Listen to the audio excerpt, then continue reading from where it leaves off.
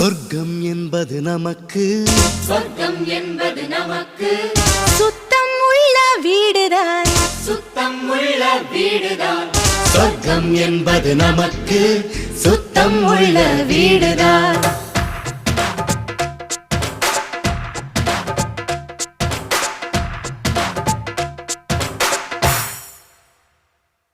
சொர்க்கம் என்பது நமக்கு சுத்தம் உள்ள வீடுதான் சுத்தம் என்பதை மறந்தால் நாடும் குப்பை மேடுதான் சொர்க்கம் என்பது நமக்கு சுத்தம் உள்ள வீடுதான் சுத்தம் என்பதை மறந்தால் நாடும் குப்பை மேடுதான் உலாவும் நிலாவில் வெள்ளை அடிக்கலாம் எங்கே